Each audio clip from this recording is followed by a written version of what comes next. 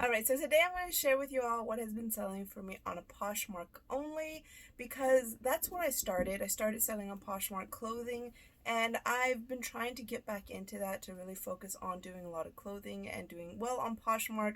So let's go ahead and just get started. These are some of my more recent sales on Poshmark. Alright, the first item I'm going to talk about is Pretty Little Things. This is actually a fast fashion brand. So everything I'm going to put up right here. There we go. Everything I'll put up right here for you all so that you guys can see how I photograph, how I do my listing, what information I put in the listing, and so forth. So I'll just do a little running screenshot of the item. But this Pretty Little Things, I actually picked this up at a Plato's Closet during a 90% off clearance sale. So I bought it for 90 cents, and while we were there, I had my sister put it on because it was her size, and I took photos in the fitting room so that those could be my model photos, because it's one of those dresses that I think just would really stand out with a nice model photo. So my sister did model that, and I think that helped. Plus it did sell during Pride Month, so that was probably a little bit reason why it sold as well. And it sold for $17. My earning after fee, $13.60. The next item I want to talk about is a brand that I don't find often, but that I don't see selling very often either. This is Tila, which is an anthropology brand. When I first started selling on Poshmark about 2.5, 3 years ago, 3 years ago now actually, Tila was a brand to be on the lookout for. Now I don't know really, but this item I picked up at Buffalo Exchange Outlet for $1, and it sold very quickly within just a few days, and it sold at my full asking price, which was $18, and my earnings was $14.40. These next two items I'm going to talk about are upcycled items that I did my own DIY tie-dyeing project. I'm going to link that video right up here, so if you want to go and watch that. The first one is a Patagonia tie dye. Now, most of the stuff when I tie dye it, I do list about the same price, which is $25, because it's usually going to have a brand to back it up. And as long as the tie dye comes out nice, I feel like $25 is a solid price. This one I did send offers to because I had a whole bunch of likers right away, and I went ahead and said, well, maybe it's just priced a little too high. So I sent an offer for $22 plus $1.50 off of shipping, and somebody accepted, so my earnings was $16.10. The Notorious B.I.G., so this next one, this one didn't have any likers on it, and in 2 days it sold for my full asking price of $25. So personally, I like the Patagonia, the way that tie-dye came out a little bit better, but I did like the Notorious B.I.G. one as well. I was just surprised that that one sold for the full asking price, so I guess you just never know. The next item, shoes. This is a pair of Tommy Hilfiger Y2K chunky block heels. I really liked these when I found them, and I honestly can't remember. I believe that I got them at Buffalo Exchange Outlet during their 50% off sale. So they would have been $4 for me, and they sold for $25. My earnings was $20. Right, the next item is an Adidas Trufoil soccer dress. This item did have some minor staining around it, so it took me a while to list it.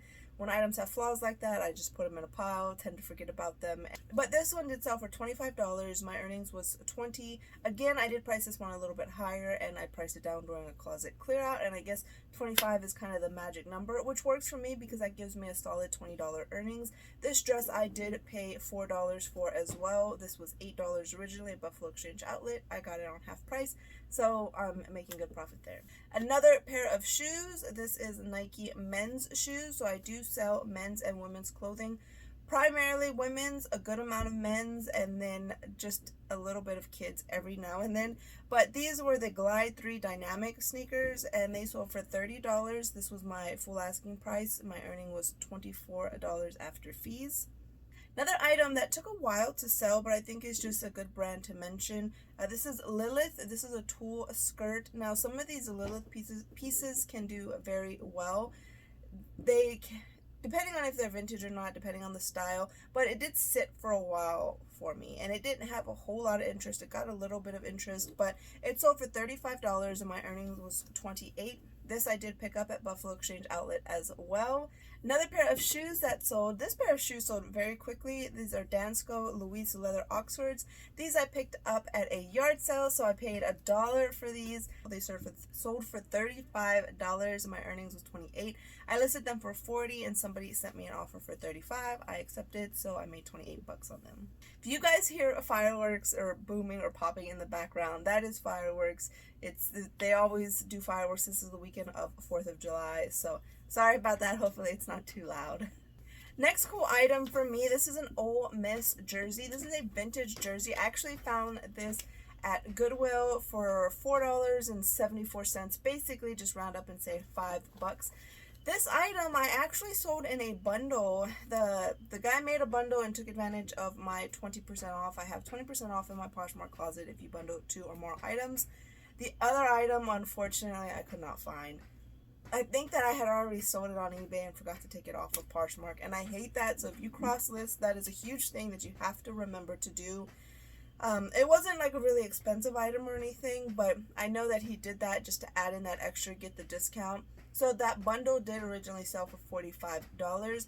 However, I reached out to him, told him that I did not have that second item. I really apologize. I let him know that I could do a discount on the first, or if he wanted to add anything else in my closet up to $25, he could. That item was $13, so I was kind of just giving him double the price for the inconvenience. He said, how much would I do for just the Ole Miss jersey, because that's what he really wanted. He was a huge Ole Miss fan. So I told him that I could go $36 with a shipping discount for the inconvenience, and he was all for that. So he said, yes, let's go ahead and do it. So I did lose out on a little bit of money, but I was just lucky that he didn't want to cancel it altogether. My earnings was $26.34. But I do think that this could have sold for a little bit more, and I could have made more, but I made a mistake. The second to last item is a really cool one. This is a graphic t-shirt. Again, I found this at Goodwill.